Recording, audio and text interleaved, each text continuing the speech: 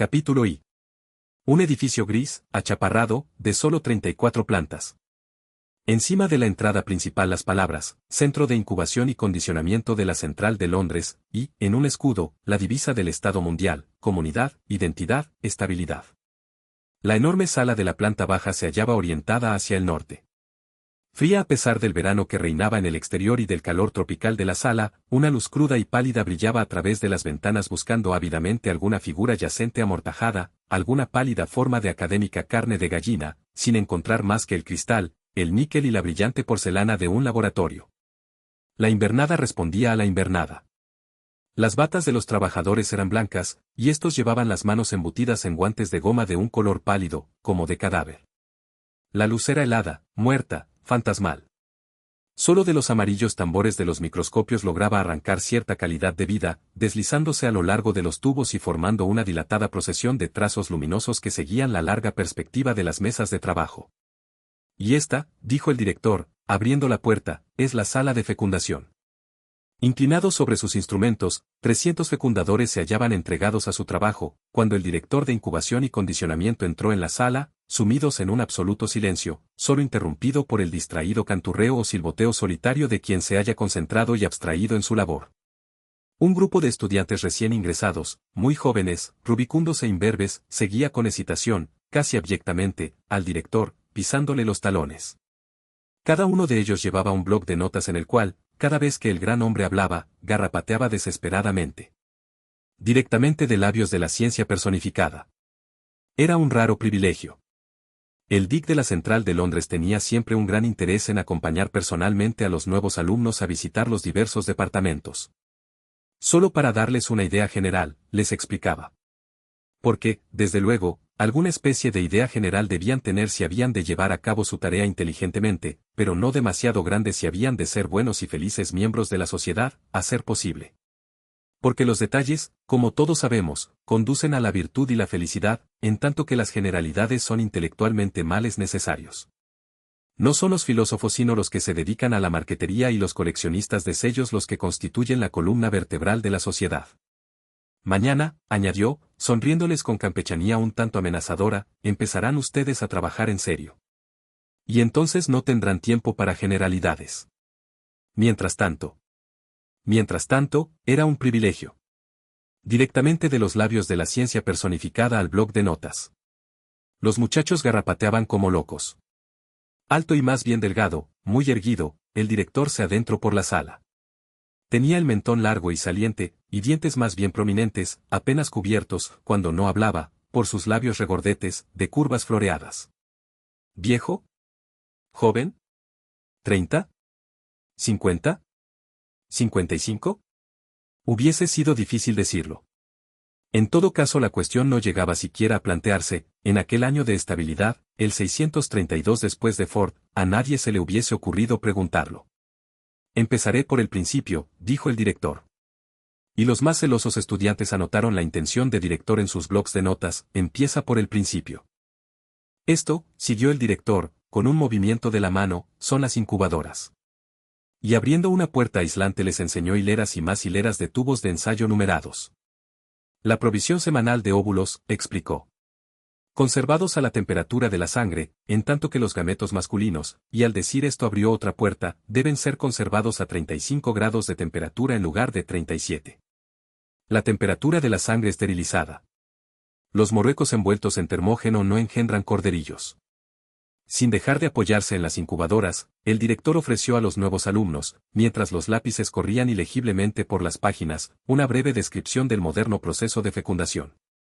Primero habló, naturalmente, de sus prolegómenos quirúrgicos, la operación voluntariamente sufrida para el bien de la sociedad, aparte el hecho de que entraña una prima equivalente al salario de 6 meses, prosiguió con unas notas sobre la técnica de conservación de los ovarios extirpados de forma que se conserven en vida y se desarrollen activamente. Pasó a hacer algunas consideraciones sobre la temperatura, salinidad y viscosidad óptimas, prendidos y maduros, y, acompañando a sus alumnos a las mesas de trabajo, les enseñó en la práctica cómo se retiraba aquel licor de los tubos de ensayo, cómo se vertía, gota a gota, sobre placas de microscopio especialmente caldeadas, cómo los óvulos que contenía eran inspeccionados en busca de posibles anormalidades, contados y trasladados a un recipiente poroso, cómo, y para ello los llevó al sitio donde se realizaba la operación. Este recipiente era sumergido en un caldo caliente que contenía espermatozoos en libertad, a una concentración mínima de 100.000 por centímetro cúbico, como hizo constar con insistencia, y como, al cabo de 10 minutos, el recipiente era extraído del caldo y su contenido volvía a ser examinado, como, si algunos de los óvulos seguían sin fertilizar, era sumergido de nuevo, y, en caso necesario, una tercera vez, como los óvulos fecundados volvían a las incubadoras, donde los alfas y los betas permanecían hasta que eran definitivamente embotellados, en tanto que los gamas, deltas y epsilones eran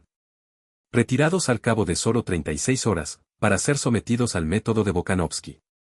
El método de Bokanovsky, repitió el director. Y los estudiantes subrayaron estas palabras. Un óvulo, un embrión, un adulto, la normalidad. Pero un óvulo bokanovskificado prolifera, se subdivide de 8 a 96 brotes, y cada brote llegará a formar un embrión perfectamente constituido y cada embrión se convertirá en un adulto normal. Una producción de 96 seres humanos donde antes solo se conseguía uno. Progreso. En esencia, concluyó el DIC, la bokanovskificación consiste en una serie de paros del desarrollo. Controlamos el crecimiento normal, y paradójicamente, el óvulo reacciona echando brotes. Reacciona echando brotes. Los lápices corrían. El director señaló a un lado. En una ancha cinta que se movía con gran lentitud, un portatubos enteramente cargado se introducía en una vasta caja de metal, de cuyo extremo emergía otro portatubos igualmente repleto. El mecanismo producía un débil zumbido. El director explicó que los tubos de ensayo tardaban 8 minutos en atravesar aquella cámara metálica. 8 minutos de rayos X era lo máximo que los óvulos podían soportar. Unos pocos morían, de los restantes, los menos aptos se dividían en dos, después a las incubadoras, donde los nuevos brotes empezaban a desarrollarse, luego, al cabo de 2 días, se les sometía a un proceso de congelación y se detenía su crecimiento. 2, 4, 8, los brotes, a su vez, echaban nuevos brotes, después se les administraba una dosis casi letal de alcohol, como consecuencia de ello, volvían a subdividirse, brotes de brotes, y después se les dejaba desarrollar en paz, puesto que una nueva detención en su crecimiento solía resultar fatal. Pero, a aquellas alturas, el óvulo original se había convertido en un número de embriones que oscilaba entre 8 y 96, un prodigioso adelanto, hay que reconocerlo, con respecto a la naturaleza. Mellizos idénticos, pero no en ridículas parejas, o de 3 en 3, como en los viejos tiempos vivíparos, cuando un óvulo se escindía de vez en cuando, accidentalmente, mellizos por docenas, por veintenas a un tiempo. Veintenas, repitió el director, y abrió los brazos como distribuyendo generosas dádivas. Veintenas. Pero uno de los estudiantes fue lo bastante estúpido para preguntar en qué consistía la ventaja. Pero, hijo mío, exclamó el director, volviéndose bruscamente hacia él. ¿De veras no lo comprende? ¿No puede comprenderlo? Levantó una mano, con expresión solemne. El método Bokanovsky es uno de los mayores instrumentos de la estabilidad social. Uno de los mayores instrumentos de la estabilidad social. Hombres y mujeres estandarizados, en grupos uniformes. Todo el personal de una fábrica podía ser el producto de un solo óvulo bokanovskificado. 96 mellizos trabajando en 96 máquinas idénticas. La voz del director casi temblaba de entusiasmo. Sabemos muy bien a dónde vamos. Por primera vez en la historia, citó la divisa planetaria, comunidad, identidad, estabilidad. Grandes palabras. Si pudiéramos bokanovskificar indefinidamente, el problema estaría resuelto. Resuelto por gamas en serie, deltas invariables, epsilones uniformes. Millones de mellizos idénticos. El principio de la producción en masa aplicado, por fin, a la biología. Pero, por desgracia, añadió el director, no podemos bokanovskificar indefinidamente. Al parecer, 96 era el límite, y 72 un buen promedio. Lo más que podían hacer, a falta de poder realizar aquel ideal, era manufacturar tantos grupos de mellizos idénticos como fuese posible a partir del mismo ovario y con gametos del mismo macho. Y aún esto era difícil. Porque, por vías naturales, se necesitan 30 años para que 200 óvulos alcancen la madurez. Pero nuestra tarea consiste en estabilizar la población en este momento, aquí y ahora. ¿De qué nos serviría producir mellizos con cuentagotas a lo largo de un cuarto de siglo? Evidentemente, de nada. Pero la técnica de Potsdam había acelerado inmensamente el proceso de la maduración. Ahora cabía tener la seguridad de conseguir como mínimo 150 óvulos maduros en 2 años. Fecundación y bocanosquificación, es decir, multiplicación por 72, aseguraban una producción media de casi 11.000 hermanos y hermanas en 150 grupos de mellizos idénticos, y todo ello en el plazo de 2 años. Y, en casos excepcionales, podemos lograr que un solo ovario produzca más de 15.000 individuos adultos. Volviéndose hacia un joven rubio y coloradote que en aquel momento pasaba por allá, lo llamó. M.R. Foster. ¿Puede decimos cuál es la marca de un solo ovario, M.R. Foster? 16.012 en este centro, contestó M.R. Foster sin vacilar. Hablaba con gran rapidez, tenía unos ojos azules muy vivos, y era evidente que le producía un intenso placer citar cifras. 16.012, en 189 grupos de mellizos idénticos. Pero, desde luego, se ha conseguido mucho más, prosiguió atropelladamente, en algunos centros tropicales. Singapur ha producido a menudo más de 16.500, y Mombasa ha alcanzado la marca de los 17.000. Claro que tienen muchas ventajas sobre nosotros. Deberían ustedes ver cómo reacciona un ovario de negra a la pituitaria. Es algo asombroso, cuando uno está acostumbrado a trabajar con material europeo. Sin embargo, agregó, riendo, aunque en sus ojos brillaba el fulgor del combate y avanzaba la barbilla retadoramente, sin embargo, nos proponemos batirles, si podemos. Actualmente estoy trabajando en un maravilloso ovario deltamenos. Solo cuenta 18 meses de antigüedad. Ya ha producido 12.700 hijos, decantados o en embrión. Y sigue fuerte. Todavía les ganaremos. Este es el espíritu que me gusta. Exclamó el director, y dio unas palmadas en el hombro de M.R. Foster. Venga con nosotros y permita a estos muchachos gozar de los beneficios de sus conocimientos de experto. M.R. Foster sonrió modestamente. Con mucho gusto, dijo. Y siguieron la visita. En la sala de envasado reinaba una animación armoniosa y una actividad ordenada. Trozos de peritoneo de cerda, cortados ya a la medida adecuada, subían disparados en pequeños ascensores, procedentes del almacén de órganos de los sótanos.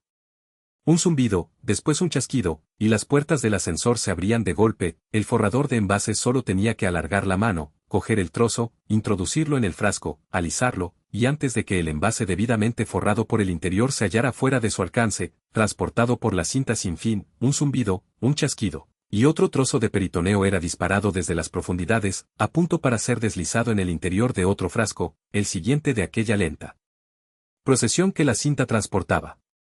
Después de los forradores había los matriculadores. La procesión avanzaba, uno a uno, los óvulos pasaban de sus tubos de ensayo a unos recipientes más grandes, diestramente, el forro de peritoneo era cortado, la mórula situada en su lugar, vertida la solución salina, y ya el frasco había pasado y les llegaba a la vez a los etiquetadores. Herencia, fecha de fertilización, grupo de Bokanovsky al que pertenecía, todos estos detalles pasaban del tubo de ensayo al frasco. Sin anonimato ya, con sus nombres a través de una abertura de la pared, hacia la sala de predestinación social. 88 metros cúbicos de fichas, dijo M.R. Foster, satisfecho, al entrar. Que contienen toda la información de interés, agregó el director. Puestas al día todas las mañanas. Y coordinadas todas las tardes. En las cuales se basan los cálculos. Tantos individuos, de tal y tal calidad, dijo M.R. Foster. Distribuidos en tales y tales cantidades. El óptimo porcentaje de decantación en cualquier momento dado. Permitiendo compensar rápidamente las pérdidas imprevistas. Rápidamente, repitió M.R. Foster. Si supieran ustedes la cantidad de horas extras que tuve que emplear después del último terremoto en el Japón. Rió de buena gana y movió la cabeza. Los predestinadores envían sus datos a los fecundadores. Quienes les facilitan los embriones que solicitan. Y los frascos pasan aquí para ser predestinados concretamente. Después de lo cual vuelven a ser enviados al almacén de embriones. ¿A dónde vamos a pasar ahora mismo? Y, abriendo una puerta, M.R. Foster inició la marcha hacia una escalera que descendía al sótano. La temperatura seguía siendo tropical. El grupo penetró en un ambiente iluminado con una luz crepuscular. 2 puertas y un pasadizo con un doble recodo aseguraban al sótano contra toda posible infiltración de la luz. Los embriones son como la película fotográfica, dijo M.R. Foster, jocosamente, al tiempo que empujaba la segunda puerta. Solo soportan la luz roja. Y, en efecto, la bochornosa oscuridad en medio de la cual los estudiantes le seguían ahora era visible y escarlata como la oscuridad que se divisa con los ojos cerrados en plena tarde veraniega. Los voluminosos estantes laterales, con sus hileras interminables de botellas, brillaban como cuajados de rubíes, y entre los rubíes se movían los espectros rojos de mujeres y hombres con los ojos purpúreos y todos los síntomas de lupus. El zumbido de la maquinaria llenaba débilmente los aires. «Deles unas cuantas cifras, M.R. Foster», dijo el director, que estaba cansado de hablar. A M.R. Foster le encantó darles unas cuantas cifras. 220 metros de longitud, 200 de anchura y 10 de altura. Señaló hacia arriba. Como gallinitas bebiendo agua, los estudiantes levantaron los ojos hacia el elevado techo. 3 grupos de estantes, a nivel del suelo, primera galería y segunda galería. La telaraña metálica de las galerías se perdía a lo lejos, en todas direcciones, en la oscuridad. Cerca de ellas, 3 fantasmas rojos se hallaban muy atareados descargando damajuanas de una escalera móvil. La escalera que procedía de la sala de predestinación social. Cada frasco podía ser colocado en uno de los 15 estantes, cada uno de los cuales, aunque a simple vista no se notaba, era un tren que viajaba a razón de 333 milímetros por hora. 267 días, a 8 metros diarios. 2.136 metros en total. Una vuelta al sótano a nivel del suelo, otra en la primera galería, media en la segunda, y, la mañana del día 267, luz de día en la sala de decantación. La llamada existencia independiente. Pero en el intervalo, concluyó M.R. Foster, nos las hemos arreglado para hacer un montón de cosas con ellos. Ya lo creo, un montón de cosas. Este es el espíritu que me gusta, volvió a decir el director. Demos una vueltecita. Cuénteselo usted todo, M.R. Foster. Y M.R. Foster se lo contó todo. Les habló del embrión que se desarrollaba en su lecho de peritoneo. Les dio a probar el rico sucedáneo de la sangre con que se alimentaba. Les explicó por qué había de estimularlo con placentina y tiroxina. Les habló del extracto de corpus luteum. Les enseñó las mangueras por medio de las cuales dicho extracto era inyectado automáticamente cada 12 metros, desde 0 hasta 2040. Habló de las dosis gradualmente crecientes de pituitaria administradas durante los 96 metros últimos del recorrido. Describió la circulación materna artificial instalada en cada frasco, en el metro 112, les enseñó el depósito de sucedáneo de la sangre, la bomba centrífuga que mantenía al líquido en movimiento por toda la placenta y lo hacía pasar a través del pulmón sintético y el filtro de los desperdicios. Se refirió a la molesta tendencia del embrión a la anemia, a las dosis masivas de extracto de estómago de cerdo y de hígado de potro fetal que, en consecuencia, había que administrar. Les enseñó el sencillo mecanismo por medio del cual, durante los 2 últimos metros de cada 8, todos los embriones eran sacudidos simultáneamente para que se acostumbraran al movimiento. Aludió a la gravedad del llamado trauma de la decantación, y enumeró las precauciones que se tomaban para reducir al mínimo, mediante el adecuado entrenamiento del embrión envasado, tan peligroso SOC. Les habló de las pruebas de sexo llevadas a cabo en los alrededores del metro 200. Explicó el sistema de etiquetaje, una T para los varones, un círculo para las hembras, y un signo de interrogación negro sobre fondo blanco para los destinados a hermafroditas. Porque, desde luego, dijo M.R. Foster, en la gran mayoría de los casos la fecundidad no es más que un estorbo. Un solo ovario fértil de cada 1200 bastaría para nuestros propósitos. Pero queremos poder elegir a placer. Y, desde luego, conviene siempre dejar un buen margen de seguridad. Por esto permitimos que hasta un 30% de embriones hembras se desarrollen normalmente. A los demás les administramos una dosis de hormona sexual femenina cada 24 metros durante lo que les queda de trayecto. Resultado, son decantados como hermafroditas, completamente normales en su estructura, excepto, tuvo que reconocer, que tienen una ligera tendencia a echar barba, pero estériles. Con una esterilidad garantizada. Lo cual nos conduce por fin, prosiguió M.R. Foster, fuera del reino de la mera imitación servil de la naturaleza para pasar al mundo mucho más interesante de la invención humana. Se frotó las manos. Porque, desde luego, ellos no se limitaban meramente a incubar embriones, cualquier vaca podría hacerlo. También predestinamos y condicionamos. Decantamos nuestros críos como seres humanos socializados, como alfas o epsilones, como futuros poseros o futuros, iba a decir, futuros interventores mundiales, pero rectificando a tiempo, dijo, futuros directores de incubadoras. El director agradeció el cumplido con una sonrisa. Pasaban en aquel momento por el metro 320 del estante número 11. Un joven betamenos, un mecánico, estaba atareado con un destornillador y una llave inglesa, trabajando en la bomba de sucedáneo de la sangre de una botella que pasaba. Cuando dio vuelta a las tuercas, el zumbido del motor eléctrico se hizo un poco más grave. Bajó más aún, y un poco más. Otra vuelta a la llave inglesa, una mirada al contador de revoluciones, y terminó su tarea. El hombre retrocedió 2 pasos en la hilera e inició el mismo proceso en la bomba del frasco siguiente. Está reduciendo el número de revoluciones por minuto, explicó M.R. Foster. El sucedáneo circula más despacio, por consiguiente, pasa por el pulmón a intervalos más largos, por tanto, aporta menos oxígeno al embrión. No hay nada como la escasez de oxígeno para mantener a un embrión por debajo de lo normal. Y volvió a frotarse las manos. ¿Y para qué quieren mantener a un embrión por debajo de lo normal?, preguntó un estudiante ingenuo. Estúpido, exclamó el director, rompiendo un largo silencio. ¿No se le ha ocurrido pensar que un embrión de Epsilon debe tener un ambiente Epsilon y una herencia Epsilon también? Evidentemente, no se le había ocurrido. Quedó abochornado. Cuanto más baja es la casta, dijo M.R. Foster, menos debe escasear el oxígeno. El primer órgano afectado es el cerebro. Después el esqueleto. Al 70% del oxígeno normal se consigue en enanos.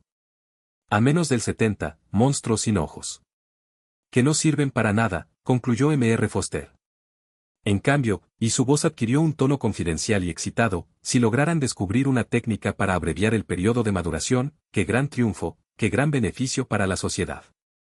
Consideren si no al caballo. Todos lo consideraron. El caballo alcanza la madurez a los 7 años, el elefante, a los 10. En tanto que el hombre, a los 13 años aún no está sexualmente maduro, y solo a los 20 alcanza el pleno conocimiento.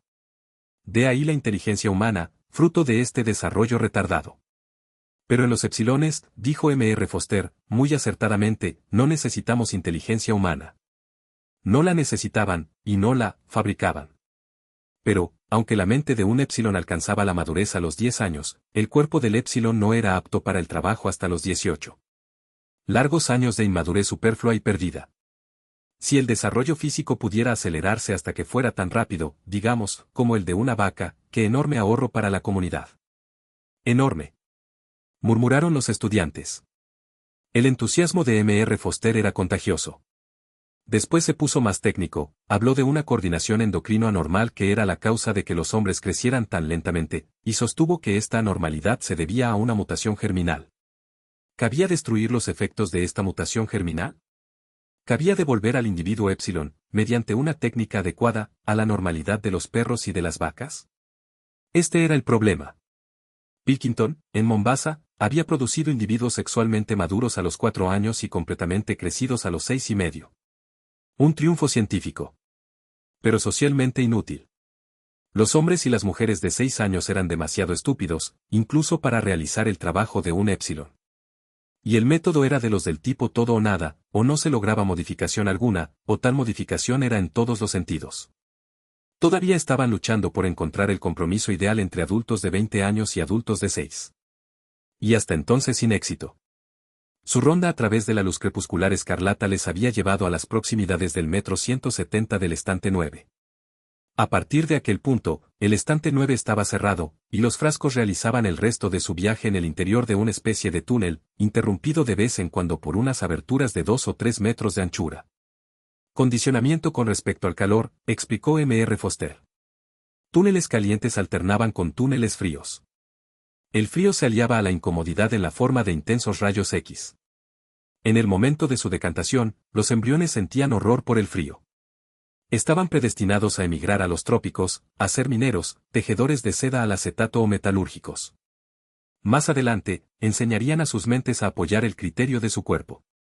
Nosotros los condicionamos de modo que tiendan hacia el calor, concluyó M.R. Foster. Y nuestros colegas de arriba les enseñarán a amarlo. Y intervino el director sentenciosamente, este es el secreto de la felicidad y la virtud, amar lo que uno tiene que hacer. Todo condicionamiento tiende a esto, a lograr que la gente ame su inevitable destino social. En un boquete entre 2 túneles, una enfermera introducía una jeringa larga y fina en el contenido gelatinoso de un frasco que pasaba. Los estudiantes y sus guías permanecieron observándola unos momentos. Muy bien, Lenina, dijo M.R. Foster cuando, al fin, la joven retiró la jeringa y se incorporó. La muchacha se volvió, sobresaltada. A pesar del lapsus y de los ojos de púrpura, se advertía que era excepcionalmente hermosa. Su sonrisa, roja también, voló hacia él, en una hilera de coralinos dientes.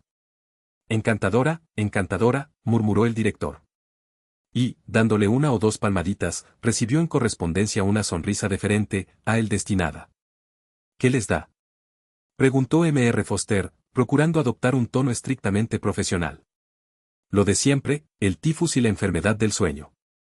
Los trabajadores del trópico empiezan a ser inoculados en el metro 150, explicó M.R. Foster a los estudiantes. Los embriones todavía tienen agallas. Inmunizamos al pez contra las enfermedades del hombre futuro.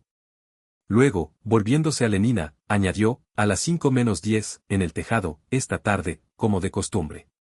Encantadora, dijo el director una vez más. Y, con otra palmadita, se alejó en pos de los otros. En el estante número 10, hileras de la próxima generación de obreros químicos eran sometidos a un tratamiento para acostumbrarlos a tolerar el plomo, la sosa cáustica, el asfalto, la clorina. El primero de una hornada de 250 mecánicos de cohetes aéreos en embrión pasaba en aquel momento por el metro 1100 del estante 3. Un mecanismo especial mantenía sus envases en constante rotación. Para mejorar su sentido del equilibrio, explicó M.R. Foster. Efectuar reparaciones en el exterior de un cohete en el aire es una tarea complicada. Cuando están de pie, reducimos la circulación hasta casi matarlos, y doblamos el flujo del sucedáneo de la sangre cuando están cabeza abajo. Así aprenden a asociar esta posición con el bienestar, de hecho, solo son felices de verdad cuando están así. Y ahora, prosiguió M.R. Foster, me gustaría enseñarles algún condicionamiento interesante para intelectuales alfa más. Tenemos un nutrido grupo de ellos en el estante número 5. Es el nivel de la primera galería, gritó a dos muchachos que habían empezado a bajar a la planta. Están por los alrededores del metro 900, explicó. No se puede efectuar ningún condicionamiento intelectual eficaz hasta que el feto ha perdido la cola. Pero el director había consultado su reloj. Las 3:10, dijo. Me temo que no habrá tiempo para los embriones intelectuales. Debemos subir a las guarderías antes de que los niños despierten de la siesta de la tarde. M.R. Foster pareció decepcionado. Al menos, una mirada a la sala de decantación, imploró. Bueno, está bien.